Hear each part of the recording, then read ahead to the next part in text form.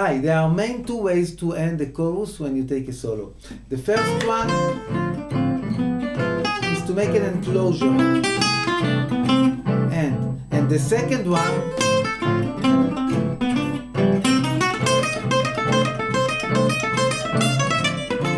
is to build energy that leads you towards the next chorus.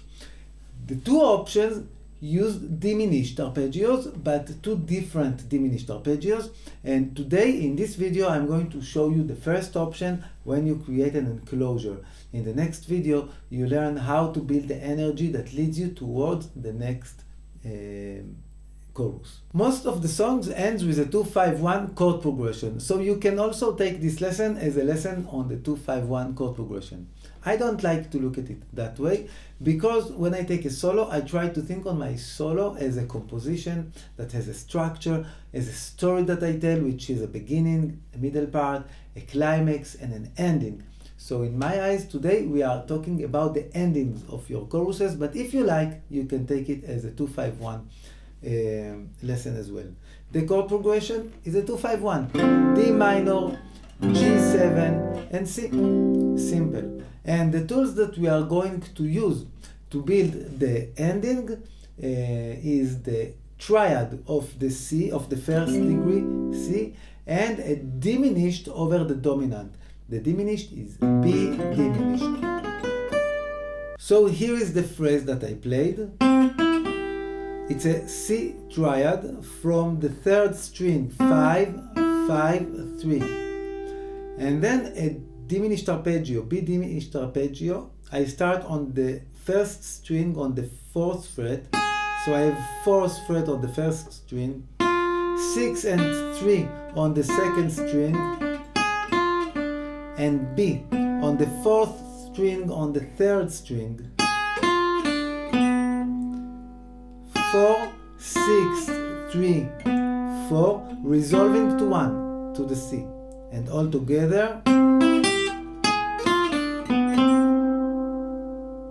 Now, if you don't know why I am using B diminished, it's because B diminished starts on the 3rd degree of G, the dominant chord. So if you play G7 and you start from the 3rd, it's B, and you play a diminished, you get the 7 and flat 9 sound. Alright? So you can use it in that way. But you can play it in many different places on the fingerboard, like here is C triad, B diminished, resolving to C. Now once you have learned this diminished shape all over your fingerboard, you can resolve it to different degrees of the C chord. For example, you start on B, this is the diminished, and you can resolve to G, which is part of C triad. If you start on D, then you play D and F, 5 and 3, A flat and B, which is 6 and 4, and that you can resolve to C or to A, the 6, to get C6.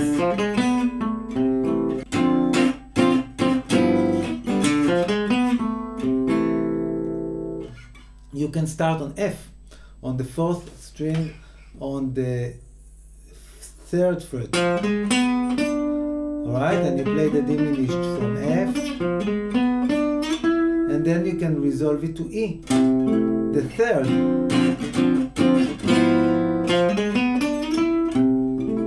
Of C. And that way, try to explore all the options that you have for playing the diminished and resolving it to the 5, and practice improvising with it, having an enclosure to your chorus. D minor, G, C, diminished, resolving, B diminished, resolves, G and over C, alright? D, G, C, resolves, C, resolving to the 6, tonics. It doesn't really matter to what degree you resolve, but the thing is that you end the chorus with an enclosure. You close the story with the 1-5-1 progression over the tonic. So you have 2, 5, and here 1, 5, 1. Alright, take this idea and try it over many different songs that you play that has the 2-5-1 or the 5-1 chord progression. You have the 2-5, and then on the tonic chord you play the enclosure.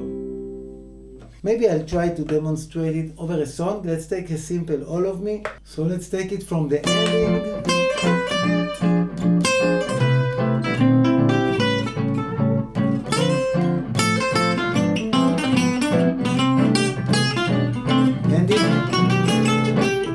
And then I start the next chorus. I hope you enjoyed this video, and in the next video I'm going to show you how to end a chorus by building an energy that blown into the next chorus, and that would be another great way to end the solo. I learned these ideas and these phrases from Django Reinhardt, my musical father and master, which has an amazing music, which if you don't know him, run to listen to Django Reinhardt. And if you enjoyed this lesson, you are welcome to subscribe to my channel and register to my site. You have a link in the description, and you will get many more great free tips that you will enjoy playing. Thanks so much. Cheers.